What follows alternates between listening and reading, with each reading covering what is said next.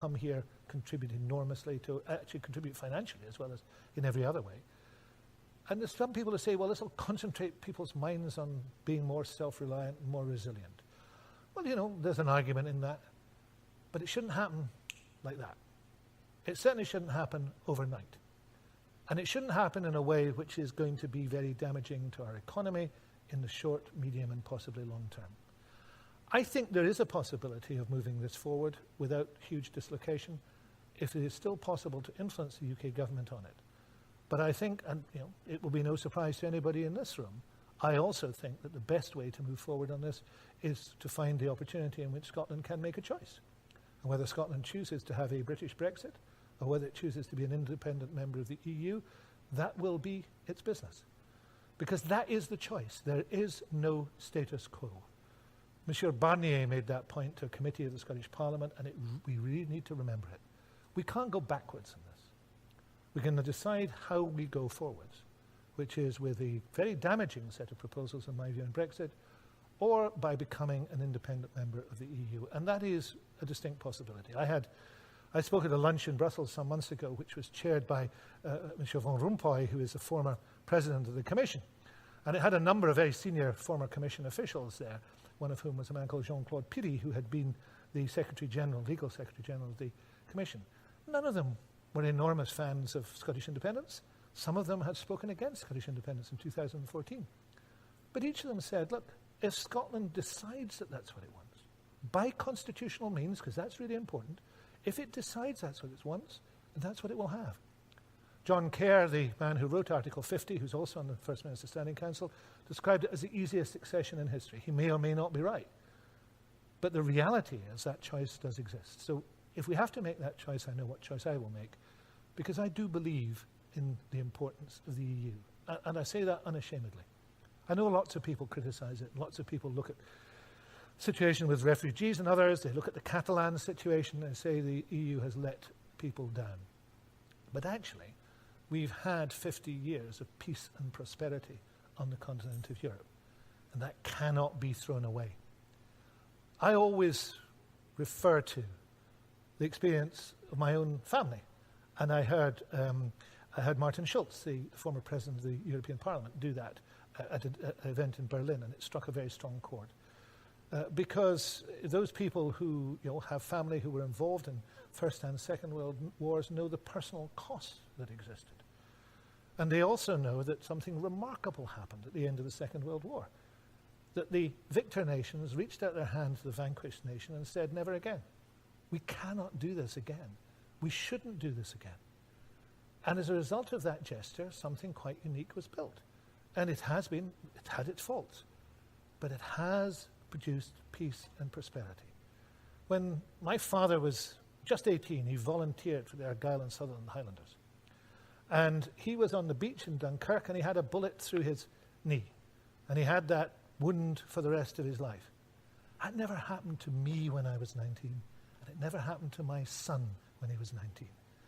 And if all of us bear that in mind, this is not about straight bananas. This is not about some mythical fear that jobs are being taken because they aren't. This is about the type of society we envisage. And whether, with all the difficulties, we can work with other people as equals, because that's what makes this so different from the UK as it is now. If we can work with people as equals, then we can forge a better future for ourselves. But we have to decide to do it. And on this occasion, we have to resist the voices of those who say we shouldn't do it, particularly as they have no alternative. But I'm open to question and discussion. Thank you.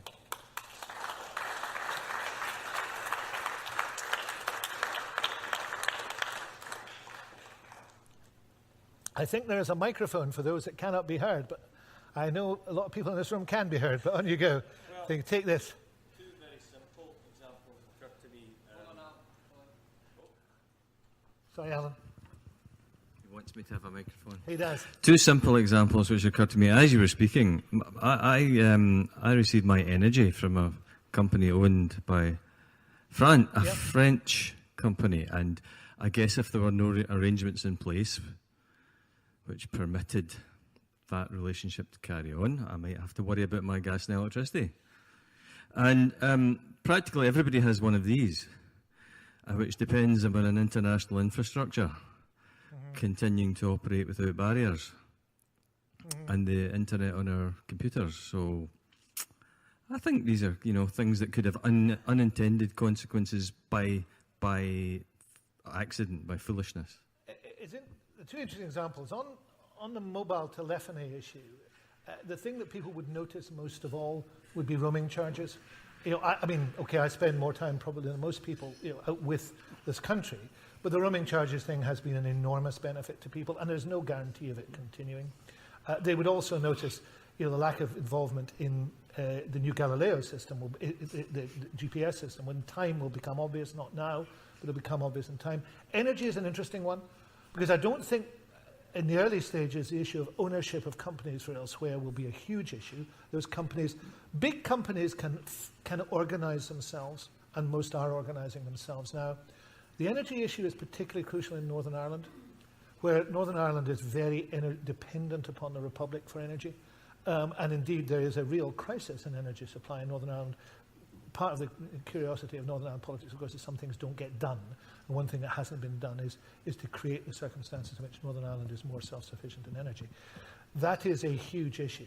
And there's, of course, the European energy market itself, which is very integrated. Now, these are all things which can be taken care of in negotiation over a period of time, but they can't be done overnight. And if you look at this process, those are things that should have been thought of at the start of the Article 50 process and laid down for decision making. And actually they're hovering around in there as part of the mix of one of the many things that has to be done. I mean, a particularly fascinating one some of you will have seen last week is road haulage. There are about 30,000 UK road haulier permits. People travel backwards and forwards here. The actual number that would be available to the UK as a third country would be 1,490 something. Now, that sounds ridiculous, but that's actually true. Now, that's one of the things even a no-deal deal would have to deal with, because otherwise it would just stop. So they would have to find a way to allow those permits to continue. But it just shows how, it's not surprising, these systems are one system. You're trying to tease apart systems that have a common origin, and it's going to be hard to do. Please, others. Yeah. Oh, yeah. Hello there, Mike. Obviously, the powers that be in the EU would prefer the UK didn't leave, and they certainly don't want a domino effect of other countries trying to bring that scenario about elsewhere. In conversation with friends at the weekend, one of my friends suggested that things might continually be pushed back until actually nothing happens and we don't leave. Is that possible? It is possible. I mean, I think the UK is very UK-centric. It thinks the world revolves around it. If you actually look at the dialogue that's taking place, in any of the European countries, this is not the biggest issue. Somebody, during the German election, somebody said with astonishment that the leaders' debate had never mentioned Brexit. As if that was outrageous, that the Germans weren't agonising about Brexit. They're not agonising about Brexit. They think it's a done deal. Of course, it would be rather, it didn't happen. It's not contagion is the issue very often in terms of other countries leaving. I mean, even Poland, which is, essentially under sanction now from the EU because of what its right-wing government is doing with the judiciary. Even Poland, there's a vast majority who want to stay. They wouldn't get any sort of majority against it. I think the issue really here is I think they're quite open to delay. I think they would like delay to have a more orderly departure. But I think they fear suggesting that because it will have an equal and opposite effect on people like Jacob Rees-Mogg, who will, redouble their efforts to have a very blunt exit. I think there are circumstances in which the UK would have to say, look, we need to pause this process. One would be another election. I think if the present government fell, and I think that's a distinct possibility in the autumn, I think if there was then a 3, 4, 5, 6 week period for an election, I think the EU would simply say, look, we're just going to stop this, stand back and see what happens, because you can't negotiate during an election. The timetable is ticking.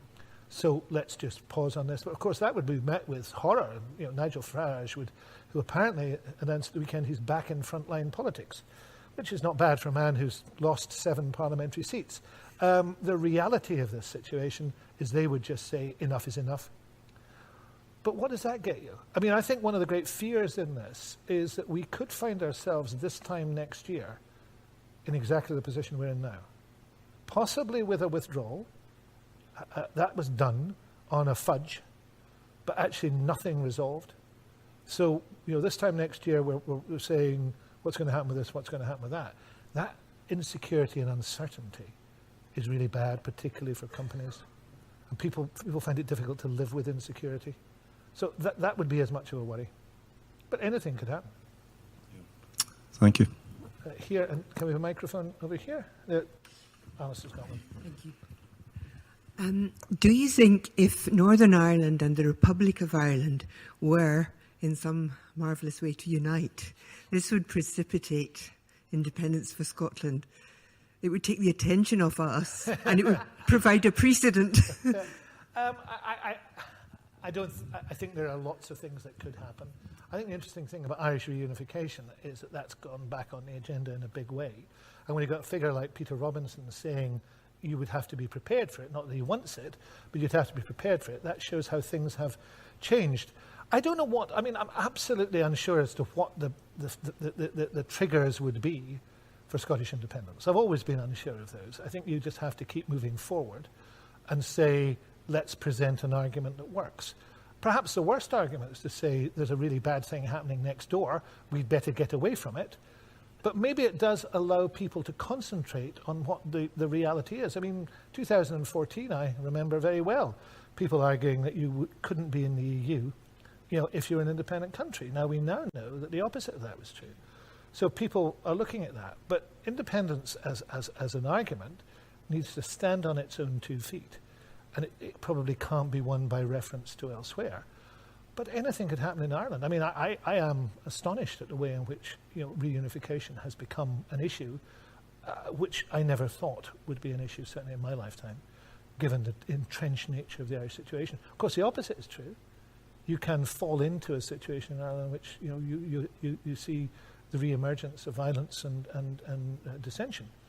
I spend quite a lot of time in Ireland, and it is, in my view, a very fragile situation, and we shouldn't take advantage of it. We shouldn't make comparisons.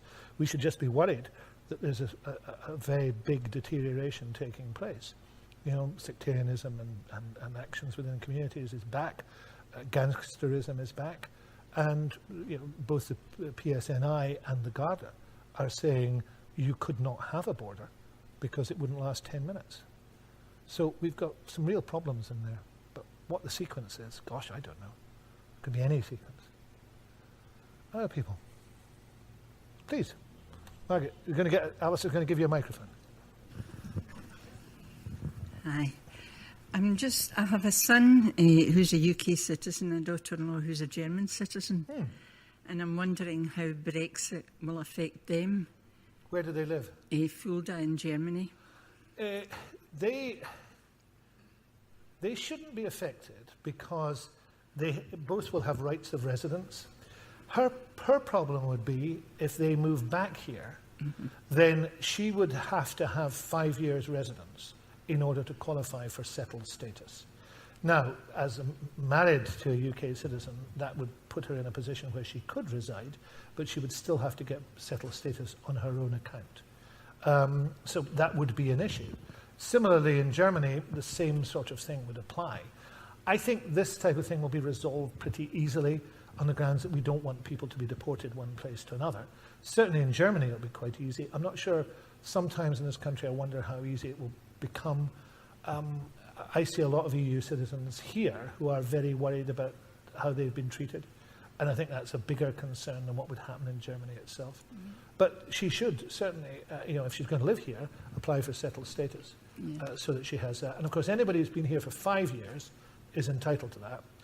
Anybody who's been here less than 5 years is entitled to stay until they get it. And that applies to anybody who comes here or stays here before the date of departure. Well, actually, before the end of transition, which is if it happens with the end of 2020. So that is a reasonable set of guarantees. The UK government also says that they will apply that, presently